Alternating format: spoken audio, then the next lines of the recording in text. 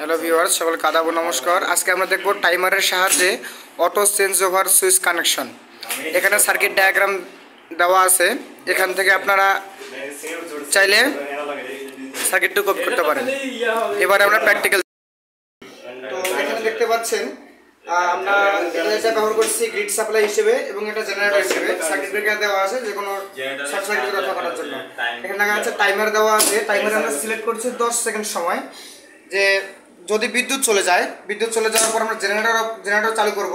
তো জেনারেটর চালু থাকাকালীন সময়ে যদি আবার বিদ্যুৎ চলে আসে তাহলে কিভাবে আমরা আমাদের এই যে কানেক্টরগুলো কাজ করবে সেটা আমরা দেখাবো।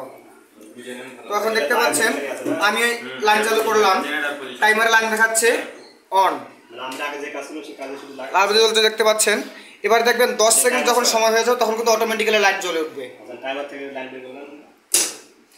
দেখতে পাচ্ছেন বন্ধুরা 10 সেকেন্ড হয়ে গেছে, আমাদের লাইট কিন্তু চালু হয়ে গেছে।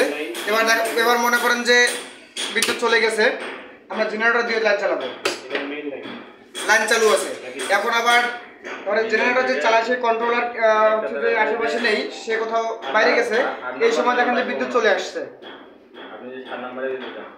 দেখেন বিদ্যুতে কিন্তু লাইন অন দেখাচ্ছে টাইমারে। এবার দেখেন কিভাবে কাজ করে। 10 সেকেন্ড সময় নেবে টাইমার সেট করার জন্য। টাইমার সেট করা আছে 10 সেকেন্ডে।